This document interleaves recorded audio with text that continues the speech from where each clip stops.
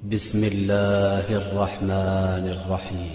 اعوذ باللہ من الشیطان الرجیم. بسم اللہ الرحمن الرحیم. الحمد للہ الذی لا یبلغ مدحته القائلون ولا يحصي نعماءه العادون ولا يعدي حقه المجتهدون الذي ليس لصفته حد محدود ولا نعت موجود ولا وقت معدود ولا أجل ممدود فطر الخلائق بقدرته ونشر الرياح برحمته. الصلاة والسلام على الرسول المسدد المصطفى الأمجد المحمود الأحمد سیدنا و مولانا و مولا الکونین جد الحسن والحسین معانی والقاسم محمد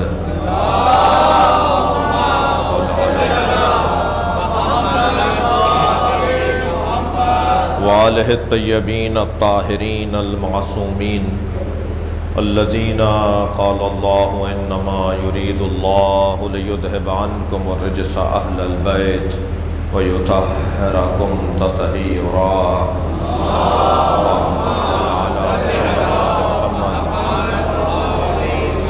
وَلَعْنَةُ اللَّهِ عَلَىٰ أَعْدَائِهِمْ أَجْمَعِينَ مِنْ يَوْمِ عَدَاوَتِهِمْ إِلَىٰ قِيَامِ يَوْمِ الدِّينِ. أَمَّا بَعْدُ قَالَ الْحَكِيمُ فِي قُرْآنِ الْكَرِيمِ. بسم الله الرحمن الرحيم. یا نساء النبی لستن کأحد من النساء ان اتقیتن فلا تخضعن بالقول فیطمع الذی فی قلبہ مرض وقلنا قولا معروفا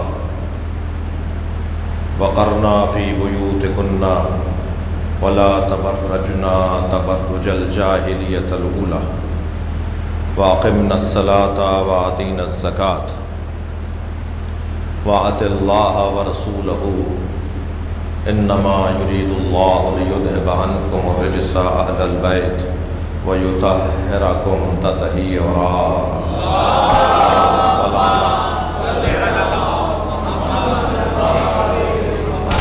التماس ہے ایک سورہ فاتحہ 3 مرتبہ سورہ اخلاص. مرحومہ مغفورہ سیدہ پروین فاطمہ تقوی بنت سید محمد تمکین تقوی رحم اللہ من قرأ الفاتحہ.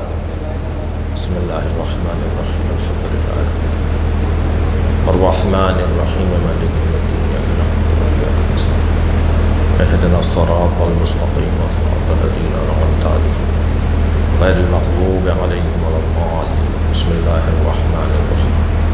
قل هو اللہ احد اللہ الصمد لم یلد ولم یولد ولم یکن له کفوا احد. بسم اللہ الرحمن الرحیم. قل هو اللہ احد اللہ الصمد لم یلد ولم یولد ولم یکن له کفوا احد. بسم اللہ الرحمن الرحیم. قل هو اللہ احد اللہ الصمد لم یلد ولم یولد ولم یکن له کفوا احد.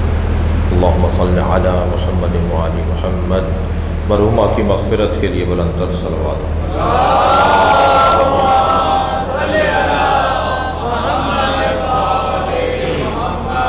سورہ مبارکہ احزاب اور اس کی 2 آیتیں میں نے آپ کے سامنے تلاوت کی ہیں. آیت نمبر 32 اور آیت نمبر 33. اللہ اپنے اس کلام میں نبی کے گھر والوں سے بات کر رہا ہے، نبی کے گھر میں رہنے والوں سے بات کر رہا ہے. اور آیہ کریمہ مسلسل ہے 32ویں اور 33ویں. اور جو 33ویں آیت ہے اس کا آخری حصہ خاص طور پہ اہل تشیع کے ہاں، شیعوں کے ہاں زیادہ معروف ہے، اس لیے کہ ہمیں سوائے علی کے کوئی نظر نہیں آتا. تو وہ جو آخری حصہ ہے ہمیں جو دوسرا حصہ نظر آتا ہے زیادہ، اس لیے کہ اس حصے میں اہل بیت کا تذکرہ ہے. اور اسی آیت کے پہلے حصے میں اور پھر اس سے پچھلے حصے میں جو میں نے آپ کے سامنے دونوں آیتیں پڑھی ہیں، اس میں ازواج رسول سے اللہ بات کر رہا ہے. اچھا، بات اس آدھے حصے میں بھی اہل بیت سے اللہ ہی بات کر رہا ہے، یعنی مخاطب اللہ ہے اور مخاطب پہلے حصے میں ازواج ہیں اور دوسرے حصے میں اہل بیت ہیں۔ اچھا، بہت ہی واضح آیت ہے، 85 مسئلوں کا حل ہے ان دونوں آیتوں میں، عقیدتی حل بھی ہے، فقاہتی حل بھی ہے، کیونکہ احکامات مختلف ہیں، اور وابستگی کے حوالے سے بھی بہت ہی اللہ نے روشن پیغامات اس میں دیے ہیں۔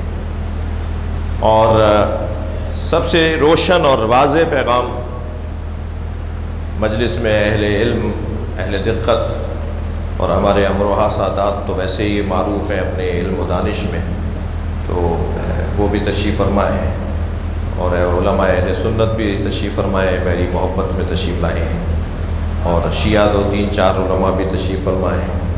میں ان سب کا ممنون اور میں احسان مند ہوں۔ تو کچھ ذرا سبق مجھ سے سن لیجئے کہ آیت کا ترجمہ اور پھر اس کی تفسیر۔ وقت میرے پاس کم رہ گیا، آپ کا چھوٹا سا نوکر ہوں، مگر وقت میرے پاس قاسم آدھے گھنٹے کا رہ گیا ہے، تو اس میں فضائل بھی پڑھنے ہیں اور اس میں مسائل بھی۔ مرحومہ کی مغفرت کے لیے صلوات پڑھیں۔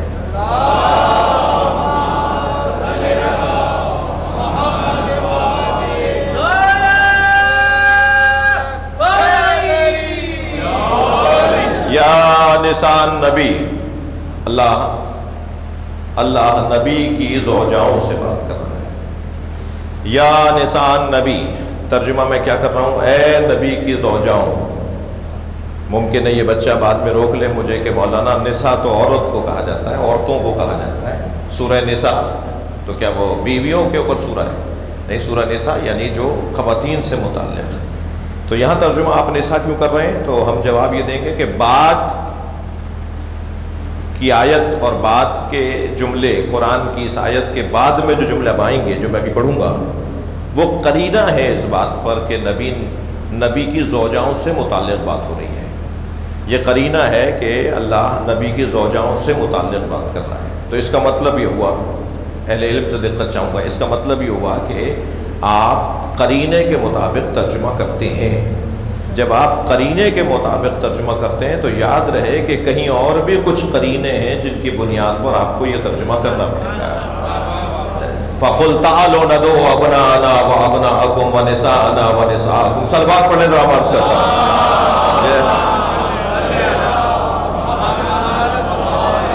سورہ مبارکہ آل عمران آیت نمبر 61 کے اندر، پھر وہاں بھی قرینے کے مطابق ترجمہ کریں، اور ترجمہ اور آیت یہ ہے کہ نبی صلی اللہ نے کہا تم اے میرے حبیب ان سے کہہ دو کہ تم اپنے بیٹوں کو لے آؤ، ہم اپنے بیٹوں کو لاتے ہیں۔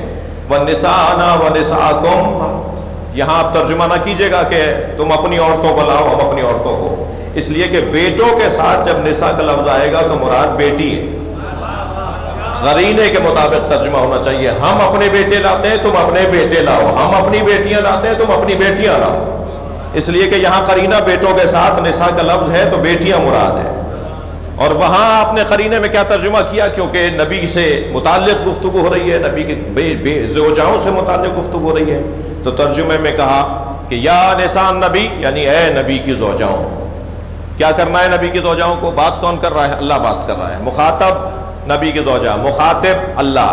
یا نساء نبی، اے نبی کی زوجاؤں، لستن کاحد من النساء، اے نبی کی زوجاؤں، لستن کاحد من النساء، تم عام عورتوں کی طرح نہیں ہو۔ تو ان دونوں آیتوں کا جو میں ابھی آپ کے سامنے عرض کروں گا ترجمہ، کہ ان دونوں آیتوں کا جو ایک مشترکہ مفہوم اور پیغام ہے وہ یہ ہے کہ اگر نسبت شدید ہو جائے نبی کے ساتھ تو نبی کی وجہ سے منسوب عام نہیں رہتا۔ جتنی نسبت، مفتی صاحب، جتنی نسبت شدید ہوتی چلی جائے گی اتنا منسوب عام نہیں رہ پائے گا۔ اب یہاں نسبت اگر امت کو ہے تو عام امتوں کی طرح نہیں ہے، اگر نسبت صحابہ کرام کو ہے تو ہر نبی کے صحابی کی طرح یہ صحابی نہیں ہے، اگر نسبت نبی کی زوجہ ہونے کی وجہ سے نبی سے ہے تو یہ عام عورتوں کی طرح نہیں ہے، اگر نسبت اہل بیت نبی کے ہیں اور نبی سے نسبت ہے تو یہ اور نبیوں کے اہل بیت کی طرح نہیں ہے. تو بس یہ نسبت جتنی شدید اور قریب ہوتی چلی جائے گی اتنی ہی عظمت میں اضافہ ہوتا چلا جائے گا. اسی بات کو قرآن کی ان دونوں آیتوں میں اللہ نے بیان کیا کہ نبی کی زوجاؤں کا مقام بھی ہے، مگر نبی کی زوجاؤں تمہیں خود یہ سارے کام کرنے ہیں، لیکن جن کی نسبت تم سے زیادہ شدید ہے ان کا خیال میں خود کروں گا. اسی آیت میں آپ لے لیجئے یا نساء النبی لستن کاحد من النساء، اے نبی کی زوجاؤں تم عام عورتوں کی طرح نہیں ہو. ان اتقیتن، شرط یہ ہے کہ تقوی اختیار کرو. متقی ہونا بنیادی شرط ہے نسبت مصطفیٰ کے لیے. صلوات پڑھنے ذرا محمد و آل محمد.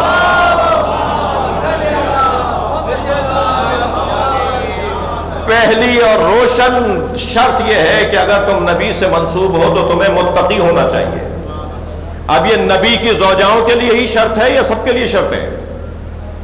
یہ شرط ایک کلی ہے، یہ شرط ایک عمومی ہے، یہ شرط سب کے لیے. جس کی نسبت بھی نبی کے ساتھ ہوگی اسے متقی ہونا اس کے لیے لازم ہے. یا نساء النبی لستن کاحد من النساء، تم عام عورتوں کی طرح نہیں ہو. ان اتقیتن، شرط یہ ہے کہ تم تقوی اختیار کرو. ولا تخضعن بالقول، اور اپنے لہجے کو میٹھا نہ بناؤ. ولا تخضعن بالقول، قول میں بولنے میں تمہارے خضوع نہیں ہونا چاہیے، دھیما پن نہیں ہونا چاہیے، پیار بھرا لہجہ تمہارا نہیں ہونا چاہیے. ولا تخضعن بالقول فیطمع الذی فی قلبہ مرض، اگر تمہارا لہجہ پیار بھرا ہوا، میٹھا لہجہ ہوا تو جن کے دلوں میں پہلے ہی مرض ہے وہ تمہاری طرف رغبت کرنے لگیں گے. ہم ہر ایک کو تمہاری طرف راغب نہیں دیکھنا چاہتے. جو نبی سے منسوب ہو جائے وہ ہر ایک جگہ جائے گا نہیں، وہ ہر ایک سے منسوب ہوگا نہیں. جس کو ہم نے نبی سے جوڑ دیا ہو وہ کسی اور دروازے پہ کیسے جا سکتا ہے؟ صلوات پڑھے ذرا محمد و آل محمد. جی لہذا نبی کی زوجاؤں کے لیے یہ خاص حکم شرعی ہے کہ نبی کی زندگی میں آنے کے بعد اب وہ کسی اور کی زندگی میں نہیں جا سکتی. جی اب وہ کسی اور کی زندگی میں نہیں جا سکتی. یعنی نبی سے منسوب ہونے سے پہلے وہ کسی کی زوجہ رہی ہوں گی، نبی سے پہلے وہ کسی کی زوجہ تھیں، مگر جب نبی کی زوجہ ہو گئی تو اب نبی کے بعد کسی اور کی زوجہ نہیں ہو سکتی. نبی کی رحلت کے بعد، عدت گزارنے کے بعد وہ کسی اور سے منسوب ہو جائیں، یہ نہیں ہو سکتا، اس لیے کہ ان کی نسبت نبی کے ساتھ ہو گئی ہے. میں توجہ چاہوں گا ایک جملے کے اوپر. کیا ان کا دل نہیں تھا؟ کچھ دیر کے لیے آپ یہ تو مانیں گے نا کہ معصوم نہیں تھی وہ. جب وہ معصوم نہیں تھی تو کیا ان کا دل نہیں تھا؟ کیا ان کی خواہشات نہیں تھی؟ پھر اللہ نے یہ پابندی کیوں لگا دی کہ تم کسی اور سے منسوب نہیں ہوگے؟ اس کا مطلب یہ ہے کہ نبی سے منسوب ہونے کے بعد ذمہ داریاں اتنی شدید ہیں کہ تمہیں اپنے نفس کو مارنا پڑے گا، تمہیں خواہشات کو مارنا پڑے گا. پھر یہ مت کہنا کہ ہم گناہگار بھی تو ہو سکتے ہیں. صلوات پڑھے محمد و آل محمد.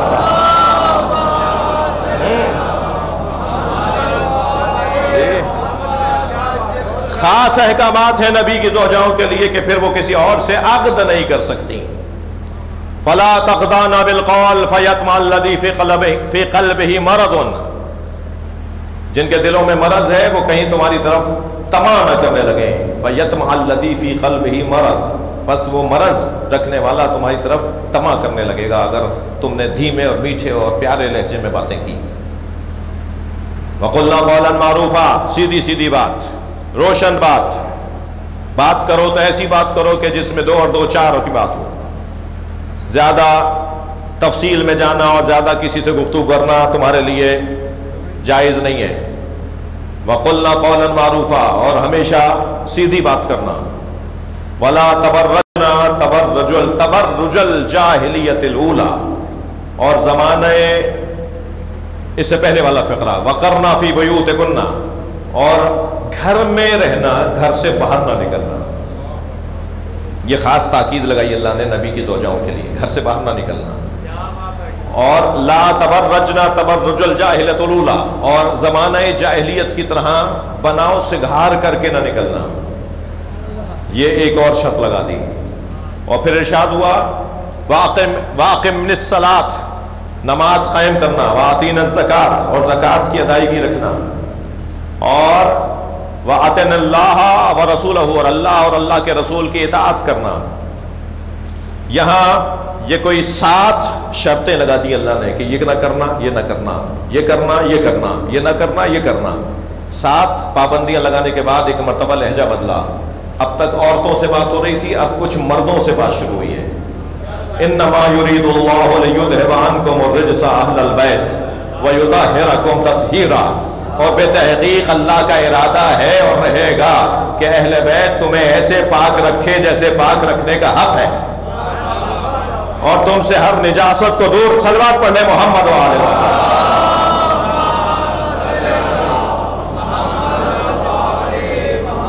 لہجہ ایک مرتبہ بدلنا شروع ہو گیا۔ مولانا کچھ ہدیہ کروں گا، شاید کوئی نئی بات ہو۔ وہاں خواتین سے گفتگو ہو رہی ہے، وہاں ایک مرتبہ مردوں سے گفتگو شروع ہو گئی۔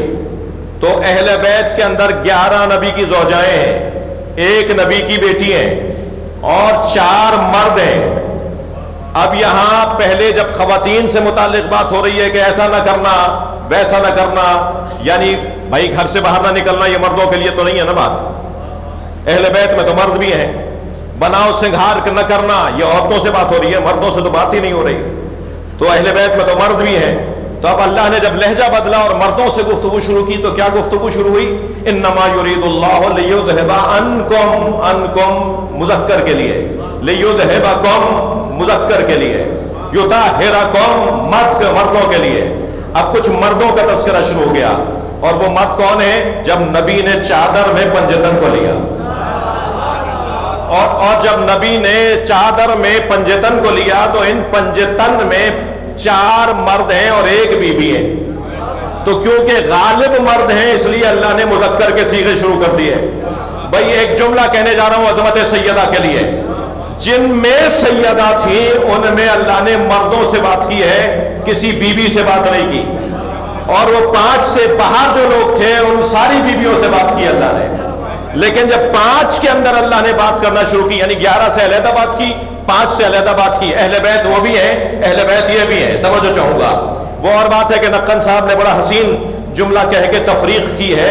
نقن صاحب فرماتے ہیں کہ وہ جو اینٹوں کے گھر میں تھے وہ اہل بیت نبی تھے، جو چادر کے گھر میں ہے وہ اہل بیت نبوت ہے۔ صلوات پڑھیں محمد و آل محمد پر۔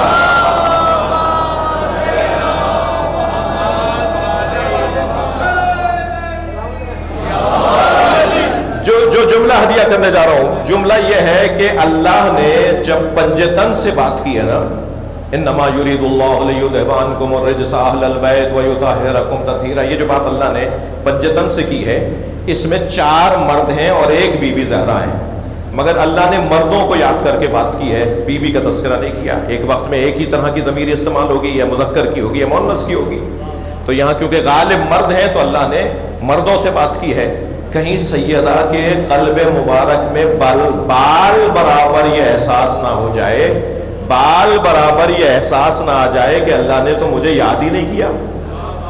توجہ چاہوں گا کچھ کہنے جا رہا ہوں۔ کہیں بال برابر سیدہ کے قلب مبارک میں یہ احساس نہ آ جائے کہ اللہ نے پنجتن میں مردوں سے بات کی ہے، مجھ سے تو اللہ نے بات ہی نہیں کی۔ تو جب جبریل نے پوچھا نا یا رب ومن تحت الکساء، تو اللہ نے کہا ہم فاطمہ۔ صلوات پڑھے محمد و آل محمد۔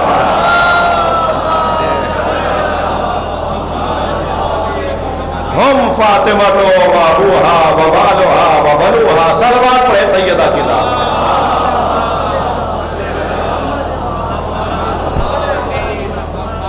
اس میں سب فاطمہ ہیں۔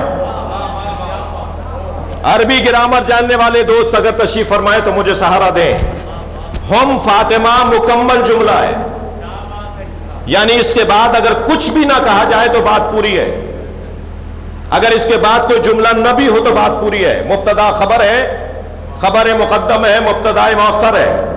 ہم فاطمہ، ہم ضمیر منفصل، مفتی صاحب اگر مقدم ہو جائے تو انحصار کا فائدہ دیتی ہے، یعنی ترجمہ کیا جائے گا یہ ہی سب فاطمہ ہیں،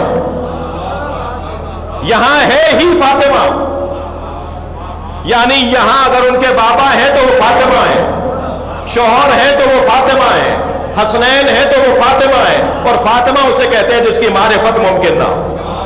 صلوات پڑھے محمد و آل محمد۔ بھائی مجمع ماشاءاللہ بہت بڑا ہے مگر صلوات محسوس نہیں ہو رہی۔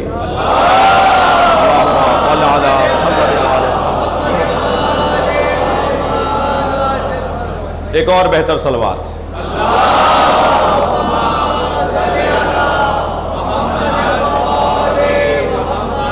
ہم فاطمہ، یعنی یہ سب جمع کے لیے، ہم جمع کے لیے، ہو آئے گا مفرد کے لیے، ہما آئے گا دو کے لیے، ہم آئے گا تین اور تین سے زیادہ کے لیے۔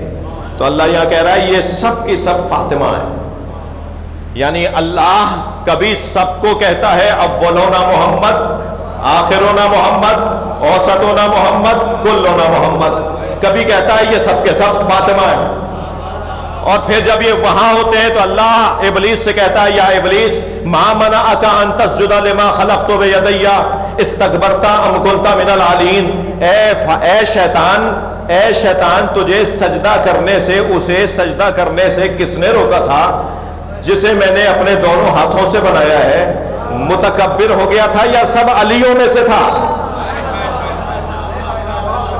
پھر مجھے نقن صاحب یاد آ رہے ہیں، نقن صاحب فرماتے ہیں جب یہ سب وہاں ہوتے ہیں تو سب علی ہوتے ہیں، یہاں ہوتے ہیں تو سب محمد ہوتے ہیں، چادر میں آ جائیں تو سب فاطمہ ہوتے ہیں۔ صلوات پڑھے محمد و آل محمد۔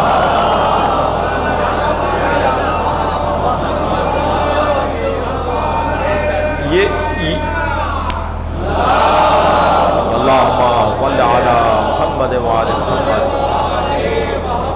ہم فاطمہ و ابوہا و بالہا و بنوہا، یہ سب فاطمہ ہیں، اس میں فاطمہ کے بابا ہیں، اس میں فاطمہ کے شوہر ہیں، اس میں فاطمہ کے 3 سے زیادہ بیٹے ہیں۔ ترجمہ تو کرنے دیں نا مجھے۔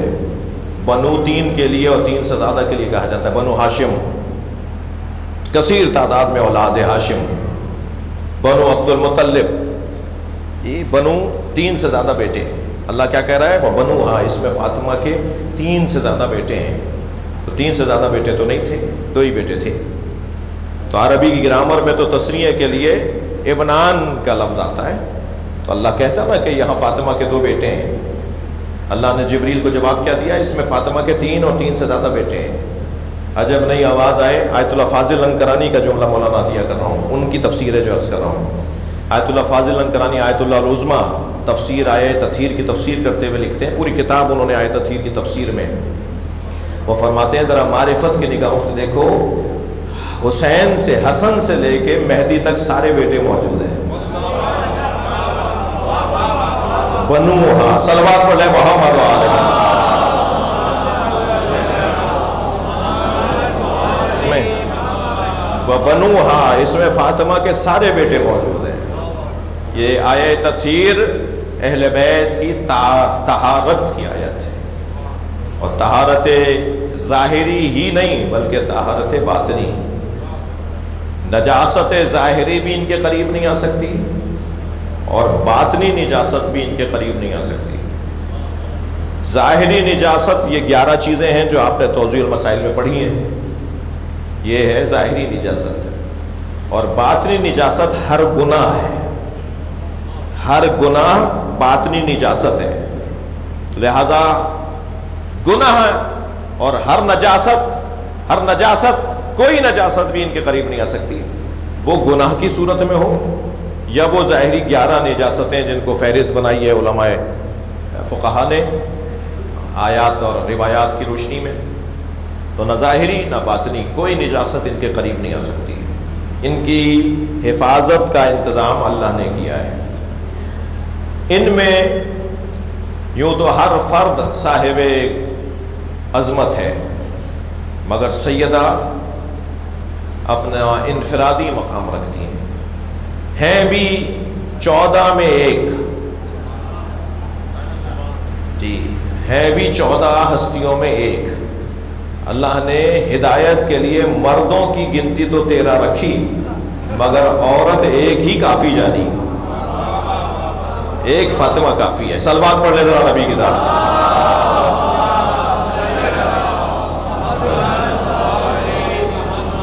وہ جو عظمتوں میں انفرادیت رکھنے والی ذات سیدہ کی ذات، انہیں ہر زاویہ نگاہ سے جو خاتون کے لیے قرار دیا جاتا ہے اس میں صاحب عظمت قرار دیا ہے۔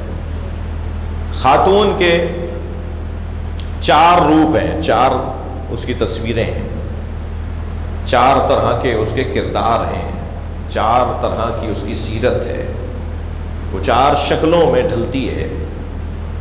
ایک تصویر تمہید زندگی کہلاتی ہے، ایک تصویر اصل زندگی کہلاتی ہے خاتون یعنی زندگی، خاتون یعنی زندگی۔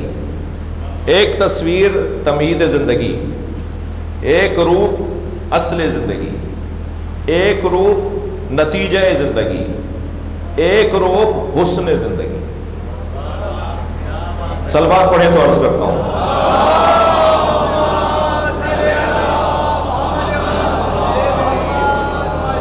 وہ جو تمہید زندگی ایک خاتون ہے، اس کا اگر روزمرہ کے محاوروں میں نام لیا جائے تو اسے بیٹی کہا جاتا ہے۔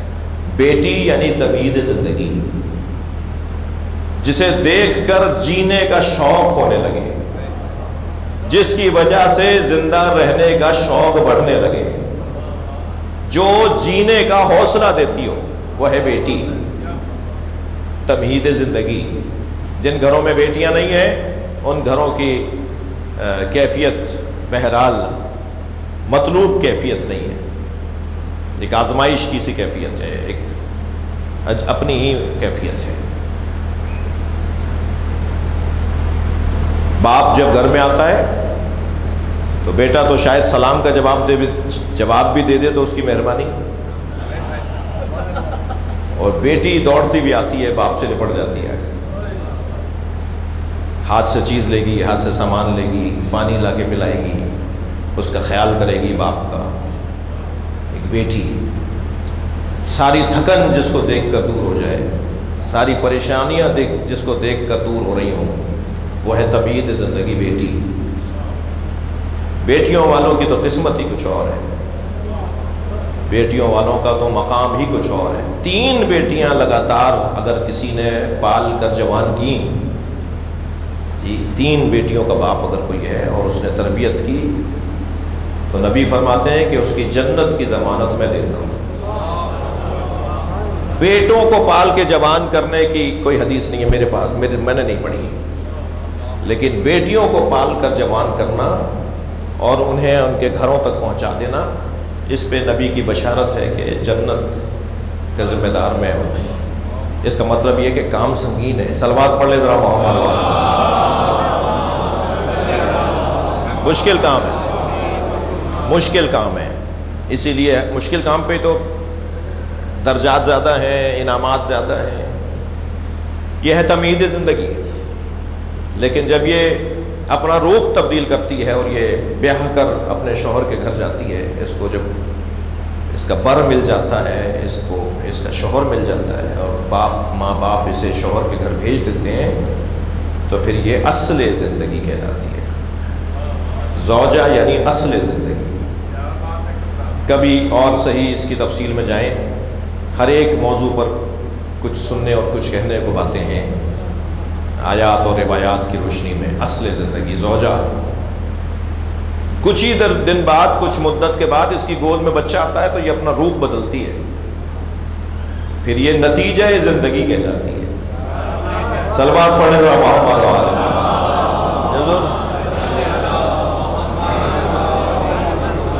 جب یہ ماں بن جاتی ہے نا تو یہ نتیجہ زندگی ہے، زندگی نتیجہ دے رہی ہے، اب زندگی نتیجہ دے رہی ہے، نتیجہ نظر آ رہا ہے، پھر اس کا انداز ہی کچھ اور ہو جاتا ہے۔ یعنی بیٹی کے رویے کچھ اور ہیں، زوجہ کے رویے کچھ اور ہیں، ماں کے رویے کچھ اور ہیں۔ ماں جب ہو جاتی ہے تو پھر یہ تو شیرنی ہو جاتی ہے، پھر اس کا انداز ہی کچھ اور ہے۔ اگر اب تک کنجوس تھی تو سخی ہو جاتی ہے، اب تک بزدل تھی تو شجاع ہو جاتی ہے۔ یہ اولاد اسے شجاع بھی بنا دیتی ہے اور اسے سخی بھی بنا دیتی ہے۔ کل تک جو بچا بچا کے رکھتی تھی اب وہ نکال کے دیتی ہے، صلوات پڑھنے ذرا محمد آلہ۔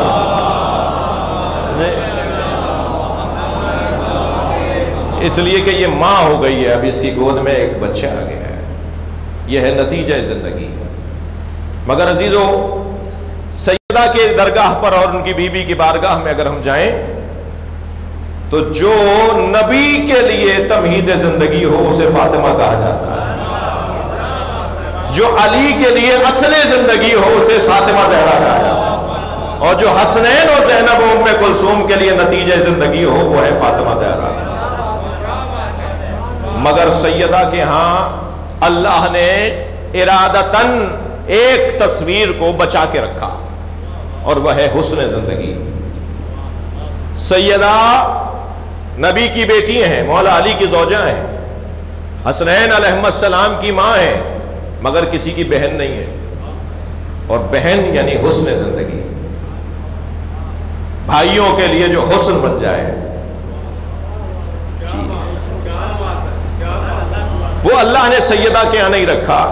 تبھی ضرورت پڑی کہ کوئی ثانیہ زہرا ہو۔ صلوات پڑھیں سیدہ زینب کے نام پر۔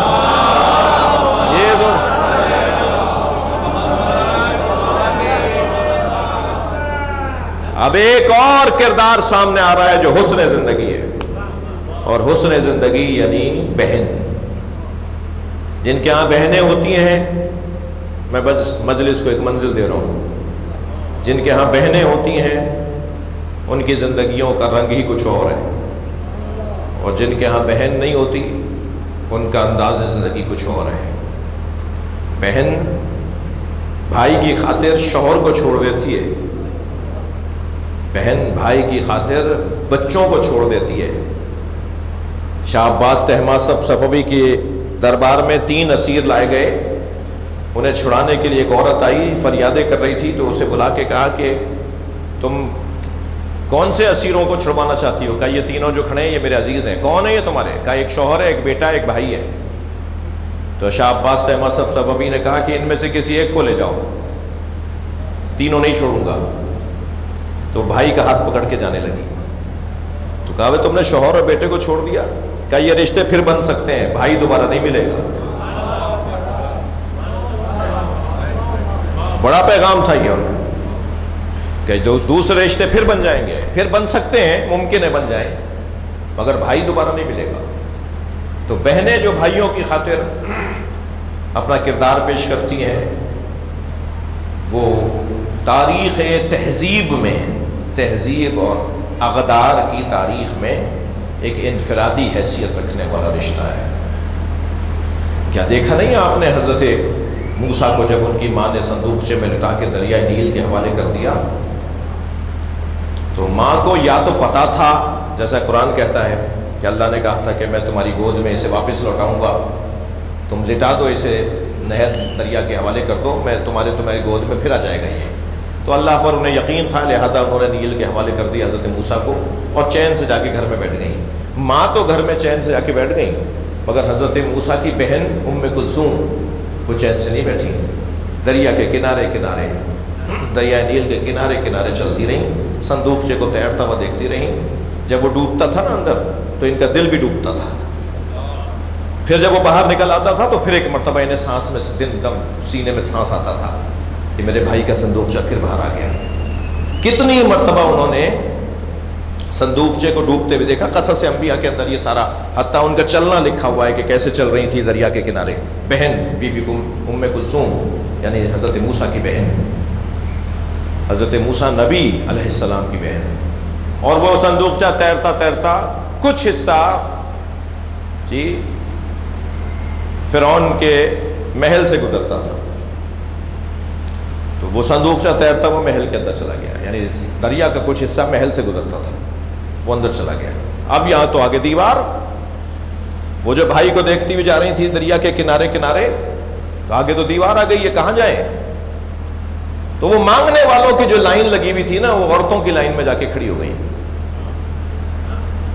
ایک نبی کی بہن ہے، خاندانی خاتون ہے، مگر کیا کیا دن دیکھے اپنے بھائی کی خاطر، اس لائن میں جا کے کھڑی ہو گئیں جو لائن مانگنے والی عورتوں کی تھی۔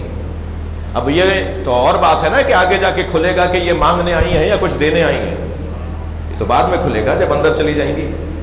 جب اندر گئیں اور اس نے کہا تمہیں کیا چاہیے، درخواست دو، اپنی حاجت بتاؤ، تو کہا میری کوئی حاجت نہیں ہے، میں نے سنا ہے کہ دربار میں ایک بچہ ہے جو بھوکا ہے، اسے کوئی دودھ پلانے والی عورت نہیں ہے۔ تو یہ کیونکہ گھر کے اندر اتنی مدت میں، اتنی دیر میں یہ بات روشن ہو چکی تھی کہ اس بچے کو کوئی خواتین لائی جا رہی تھیں مگر کسی سے دودھ نہیں پی رہا تھا بچہ، تو سب پریشان تھے کہ آخر یہ کیسے اس کو زندہ رکھا جائے گا، یہ مر نہیں جائے بھوک سے۔ تو سب کے ذہن میں خیال تھا، جیسے ہی انہوں نے کہا کہ میں اس مسئلے کے لیے آئی ہوں تو فوراً انہیں لے گئے، اور دیکھے جب اللہ بچانا چاہتا ہے 70,000 بچے جس بچے کی خاطر مرے، یہ پوچھتا نا کہ یہ جو تم جس عورت کی بات کر رہی ہو وہ کون ہے، اس کا بچہ کہاں ہے جس کو تم لانا چاہ رہی ہو، مگر کوئی سوال نہیں ہو رہا، صرف ایک ہی سوال ہو رہا ہے کہ کسی طرح اسے لے آؤ تاکہ یہ زندہ رہ جائے۔ اور یہ خوشی خوشی گھر گئیں اور کہا ماں اللہ نے آپ کا بچہ آپ کی گود میں لوٹا دیا۔ کہا کیا ماجرا ہے؟ کہا محل میں کوئی کسی سے دودھ نہیں لے رہے موسیٰ، اور میں کہہ کر آئی ہوں تو آپ کو بلایا جا رہا ہے۔ موسیٰ نے جب پہلی مرتبہ اپنے بچے کو گود میں لیا نا، خوب دل بھر کے روئیں اور اللہ کی وحدانیت کا کلمہ دہرایا کہ یا اللہ تو نے سچ کہا تھا کہ میں تمہاری گود میں واپس لوٹاؤں گا، تو نے میرا بچہ میری گود میں واپس لوٹا دیا۔ وہاں بہن کا کردار، تاریخ بشریت میں اصحاب اخدود کی قربانی گم ہو جاتی اگر اللہ نے یہ نام بھی مجھے اور آپ کو پتہ نہ ہوتا، اگر اللہ نے قرآن میں اس نام کو نازل نہ کیا ہوتا۔ مگر اس سے زیادہ تفصیل ہمارے پاس کیا ہے؟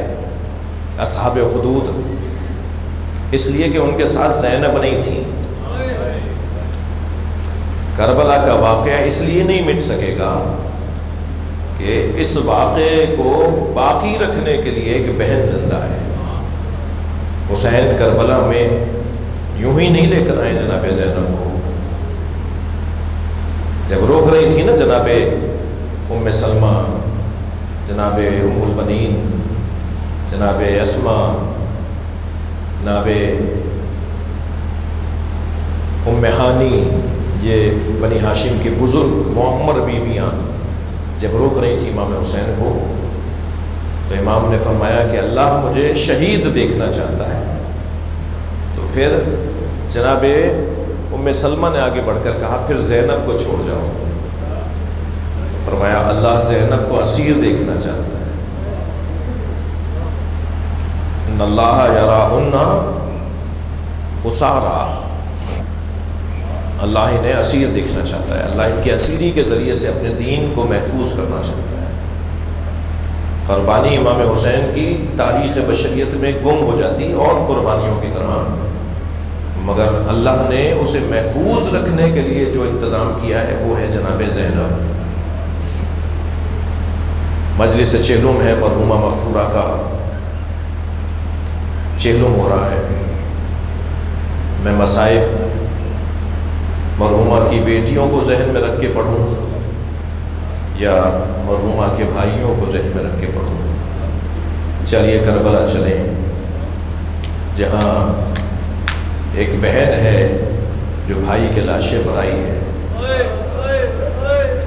جہاں ایک بیٹا ہے جو بابا کے لاشے پہ آیا ہے، جہاں ایک بیٹی بھی ہے جو اپنے بابا کے لاشے پر آئی ہے۔ مگر عزاداروں وہ منظر بھی کچھ کم دکھ بھرا منظر نہیں ہے جب ایک بہن نے بھائی کو رخصت کیا ہے اور ایک بھائی نے بہن کو رخصت کیا ہے اور ایک باپ نے بیٹی کو رخصت کیا ہے۔ اور کربلا کے میدان میں تو 9 مائیں ہیں جنہوں نے اپنے بچے قربان کیے ہیں۔ کون سی ماں کا تذکرہ کیا جائے؟ جس ماں کا بھی تذکرہ کریں جگر پھٹنے کو آتا ہے۔ ایک ماں وہ ہے جو شب عاشور جھولا جھلاتے کہہ رہی ہے اے علی اصغر تم تو گھٹنیوں بھی نہیں چل پاتے، تم کل کربلا میں کیسے قربانی دو گے؟ تو اس وقت امام حسین کی آنکھوں میں آنسو آئے اور فرمایا رباب تیرا بچہ گھٹنیوں نہیں چل پاتا، مگر کربلا کے شہیدوں میں سب سے بڑی قربانی تیرے بچے کی ہوگی۔ ایک ماں کربلا میں ہے جو 2 بیٹوں کو لیے بیٹھی ہے، اور وہ یہ کہہ رہی ہے محمد کل ایسا نہ ہو کہ علی اکبر قربان ہو جائیں، قاسم شہید ہو جائیں اور تم زندہ رہ جاؤ۔ امام حسین کی آنکھوں میں آنسو آئے، بہن زینب تمہارے بچوں کی قربانی بھی انفرادی قربانی ہوگی۔ عزادارو، ان 9 ماؤں میں ایک ماں تو وہ ہے جس نے اپنے 4 بیٹوں کو قربان کیا ہے، مگر 4 میں سے کسی کا لاشا بھی نہیں دیکھا، اپنے بچوں کی میتیں بھی نہیں دیکھی، اور وہ ماں روزانہ جنت البقیع جاتی ہے، اپنی انگشت شہادت سے 4 قبروں کے نشان بناتی ہے، اور مرثیہ پڑھ کے کہتی ہے لا تدعو ام البنین، مجھے ام البنین نہ کہا کرو۔ ام البنین تو بیٹوں کی ماں کو کہا جاتا ہے۔ اجرکم اللہ، اجرکم اللہ۔ آپ کی آوازیں بلند ہو رہی ہیں، 2 جملے مصائب کے، اس کے بعد مجلس مکمل۔ اے لوگوں، مجھے ام البنین نہ کہا کرو، ام البنین تو بیٹوں کی ماں کو کہا جاتا ہے۔ میرے وہ بیٹے کہاں ہیں کہ جن کی میں ماں ہوں؟ اور کربلا میں ایک ماں ایسی ہے جس نے اپنے بچے کو، حسین ترین بچے کو قربان کیا، اور وہ ماں در خیمہ پہ کھڑی دیکھتی رہی اور بیٹا بابا سے پانی مانگتا رہا، مگر ام لیلا کیا کرے؟ شاعر کہتا ہے کہ شدت پیاس سے اکبر نے پلٹ کر دیکھا اور ماں نے خیمے کی تنابوں سے لپٹ کر دیکھا، کتنی مجبور تھی ساقی کوثر کی بہو، خالی مشکیزہ کئی بار الٹ کر دیکھا، شاید چند قطرے پانی کے نکل آئیں جو میرے بچے کو سیراب کر دیں۔ اجرکم اللہ، اجرکم اللہ۔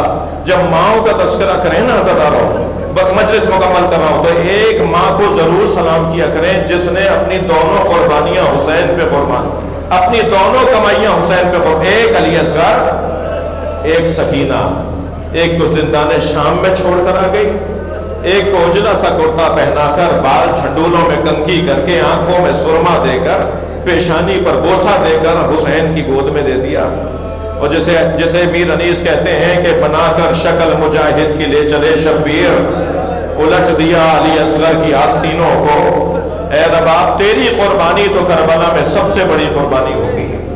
عزاداروں، بڑا جگر تھا جناب رباب کا، بس ایک مثال دے رہا ہوں اور مجلس مکمل کر رہا ہوں۔ میرے ہندوستان بنارس کے رہنے والے ایک دوست کہہ رہے تھے کہ روز عاشور بنارس سے ان کے امام بارگاہ، اب ان کے ادارے سے جلوس تعزیے کا نکل کے کربلا جاتا ہے۔